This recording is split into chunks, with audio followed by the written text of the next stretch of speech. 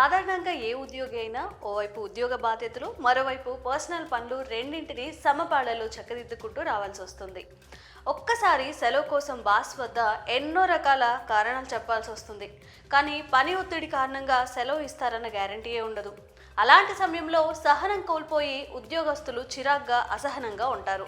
కానీ ఒక ఉద్యోగి మాత్రం తనకు సెలవు ఇవ్వలేదని అక్కస్తో ఏకంగా బాస్ని చిత్తక బాధిందట. ఈ ఘటన పార్వతీపురం మన్యం జిల్లా పాలకొండలో వెలుగు చూసింది. పాలకొండ గారమ్మ కాలనీలో ఒక పోస్ట్ ఆఫీస్లో సురేంద్ర కుమార్ అనే వ్యక్తి ఏఎస్పీగా పనిచేస్తున్నారు. అయితే నవగాం బ్రాంచ్ పోస్ట్ ఆఫీస్లో విధులు నిర్వహిస్తున్న ఏబీపీఎం దుర్గాప్రసాద్ ఏఎస్పీ సురేంద్రపై కక్ష పెంచుకున్నాడు. దుర్గాప్రసాద్కి సొంత పనులు కొన్ని ఉన్నాయని తనకు సెలవు కావాలని పలుమార్లు ఏఎస్పీ సురేంద్రను కోరారు. కానీ అందుకు ససేమీరా అన్నాడు సురేంద్ర. దీంతో తనకు సెలవులు ఇవ్వడం లేదన్న కారణంగా సురేంద్రపై దాడి చేయించాలని ఓ పథకం వేశాడు. అయితే నేరుగా సురేంద్రపై దాడి చేస్తే ఉద్యోగానికి ఇబ్బంది అవుతుందని భావించి విజయనగరానికి చెందిన అంబటి ప్రకాష్, పురిరాజు, షేక్ సాజన్లను సంప్రదించాడు.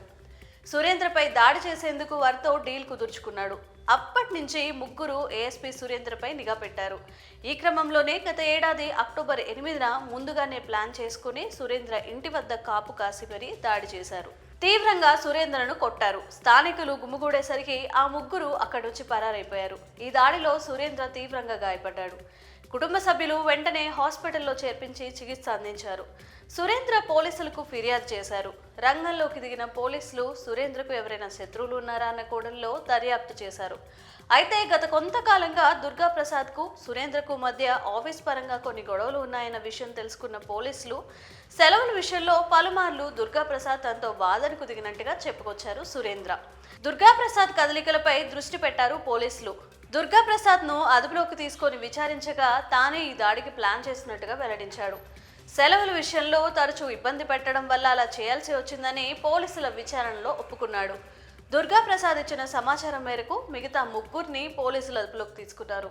ఏదైనా ఇబ్బందులు ఉంటే ఉన్నతాధికారులతో చెప్పుకొని వాళ్ళకి నచ్చజెప్పి సెలవులు తీసుకోవాలి. కానీ దుర్గాప్రసాద్ కక్షతో చేసిన పనికి జైలు పాలయ్యాడు. ప్రస్తుతం ఆ నలుగురిని పోలీసులు రిమాండ్కి పంపించారు.